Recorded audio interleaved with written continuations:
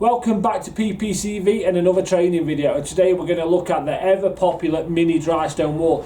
So the running order is this: so if there's a certain section you want to go to, do that now. If not, you're staying with me. So we're going to look at building a platform for the wall. That's the framework we're going to work off to get it at a nice building height. Then we're going to look at the tools you're going to need and a little bit of safety. Then we're going to look at building the wall, the technique on how you build a dry stone wall. And then that'll be it. We'll wrap it up. Maybe I'll drop a few little hints and tips in along the way. So the first thing we're going to do, let's build this platform. So when building the platform for the mini dry stone wall to sit on, all I've done is simply stacked up 3 pallets. It's a really nice height to work at. It's you definitely feel it less on your back by the end of the day than being down in the mud and building a dry stone wall out in the field. So we're really taking advantage of that we're teaching, and it's a mini setup. So we'll definitely get it to a comfortable height. If you wanted to stick an extra pallet on, you could. If you wanted to take one off, you could, depending on the group you're working with.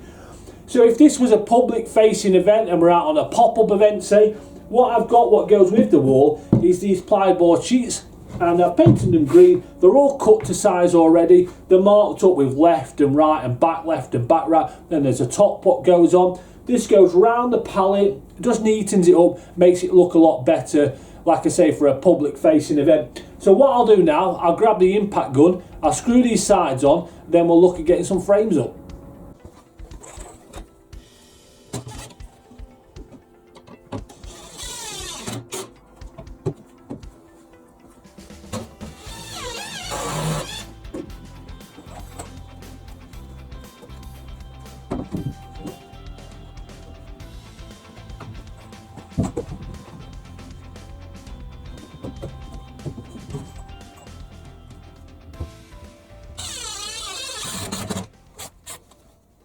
So that's the platform all finished. That's great to work on now, nice and solid. Then pallets underneath make a great, like I said before, great platform to work on. Very simple, very cheap. So next is the walling frames. So this is what we call an A-frame. This is exactly the same as a walling frame you get out in the field, just a miniature version to go with a miniature dry stone wall.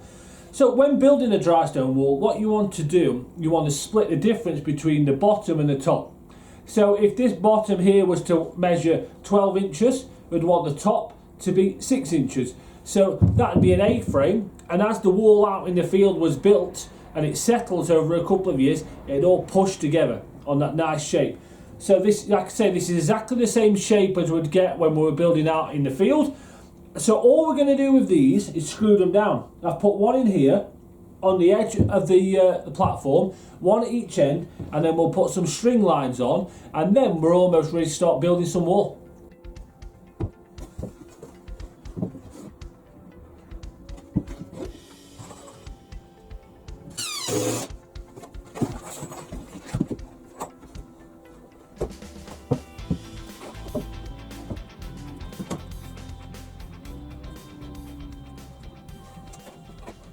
So that's the string line tied on each of these A-frames now, nice and tight. And all we're going to use the string line for is to make sure we've got a nice, solid, straight wall.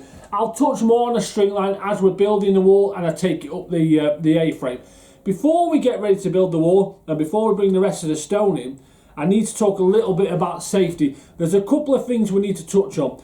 So these stones here are not the biggest stones in the world. It is a mini dry stone wall after all, but they're still gonna hurt if they fall off this platform. Remember, this platform is 3 pallets high. So if these fall off there and people aren't wearing the correct footwear, it's definitely going to hurt and cause some damage. So we need to make sure people are wearing the correct footwear for the job. With that, we need to make sure we've got the mini dry stone wall risk assessment at hand, talk about it at the beginning of the project, and have it just in case somebody wants to read it through. If you're going to dress any stone and you're going to be wanting to shape a little bit of stone and you're going to be using the walling hammer, I need to make sure you've got your safety specs on and following the correct technique when using the walling hammer. I'll demonstrate that a little bit further along in the walling video as we're dressing a piece of stone, maybe on one of these cheek ends we're going to build. And the only other thing really is gloves. Make sure people are wearing gloves, and that's it. So the next thing we need to do, we'll bring a load of stone in and we'll get building a bit of wall.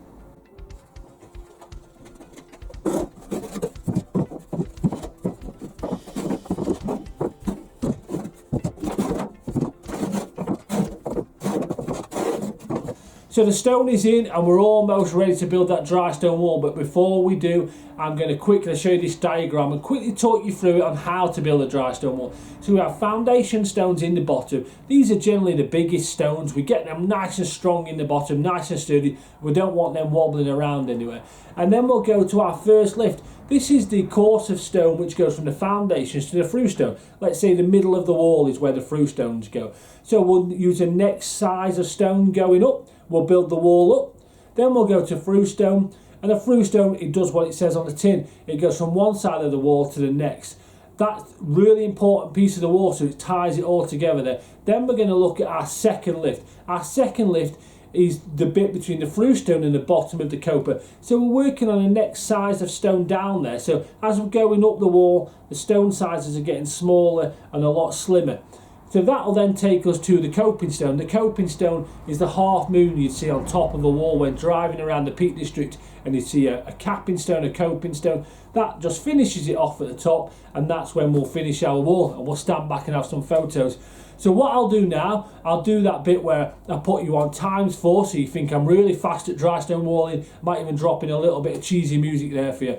And then I'll stop at little intervals and we'll have a talk through what we're doing. Right, let's get cracking.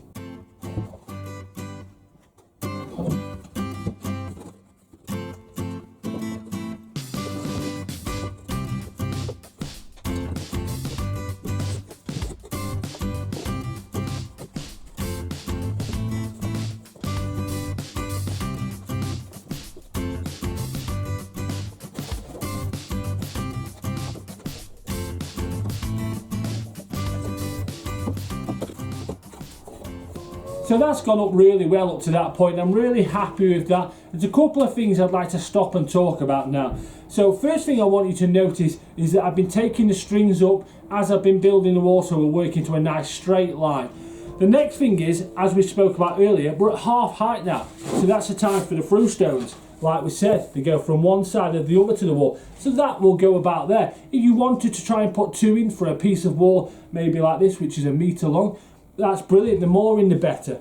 And also, I want you to notice I'm crossing my joints. As I'm building this wall, I'm crossing my joints, keeping this wall nice and tight, nice and strong. No running joints, which would be a weak point. So we are ready to carry on walling, but you've probably noticed me use the hammer quite a lot on there. And I just wanted to talk to you a little bit about the hammer. So I'm going to bring you in a little bit closer and I'm going to show you a couple of good working techniques with the hammer. So when using the hammer, I'm going to show you the correct techniques. I've got my safety specs on. So if I've got a piece of stone like this, which I can see is really soft, I can hold it in my hand and I'm not putting much pressure on there to break it. So that type of stone there is okay to use in your hand.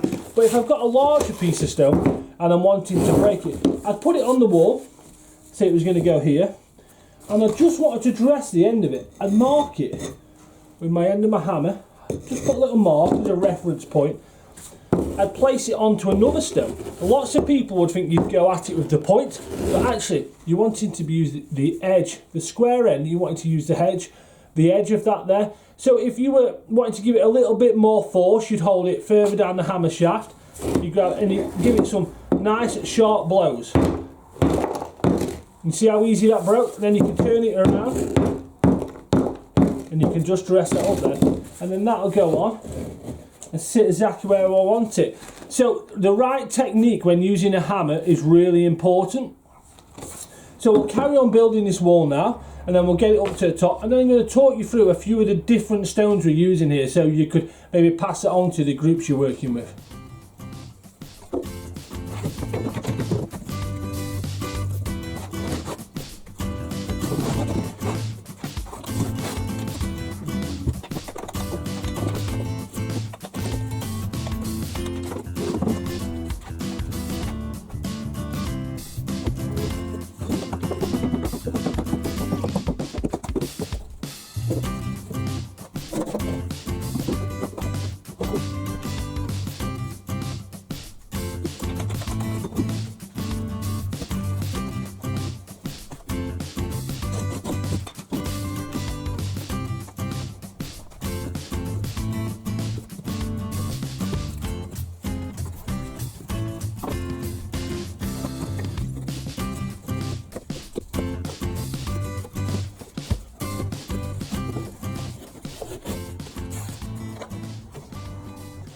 So that's the mini dry stone wall completed. The coping stones have gone on well, nice and straight. The last one was nice and tight, which is always a good sign when building a good quality dry stone wall. We've got a through stone in there, we've crossed our joints, and we've used different grades of stone when working our way up the wall. But before I let you go, I want to quickly talk to you about some of the different stones we've used in the wall. So this stone here, which is a piece of 1920s Welsh slate water tank, is a really nice stone to have in there. It brings that darker, different stone. It's a very smooth feel on the hands when people are using it. And if you wanted to break a piece of stone because you needed a really thin layer, that would be the one you'd go for. Then you've got a piece of Northumberland tiger stripe, very pretty, lots of iron in there. It's left this lovely pattern when you're looking at the stone. So if you get a chance to stop with the people taking part in the mini dry stone walling day, definitely get a chance to have a look at this stone. Then you've got the Northumberland blue. Doesn't hold an edge very well, this Northumberland blue. This is actually the piece of stone which we were breaking up with our hand earlier in the video, but it's still good to have in there. And then we've got this, which is a 360 million year old fossilised limestone. It's the Cranodial limestone. It's a Derbyshire stone. It's very dense, not easy to break, but it's a really nice thickness of stone to have in the wall, and the weight of it is noticeably a lot heavier. And then the rest of the stone is just a normal Derbyshire gritstone. So like I say, that is the wall completed. I hope you've learned a few tips and tricks in this video, and I'll see you all next time.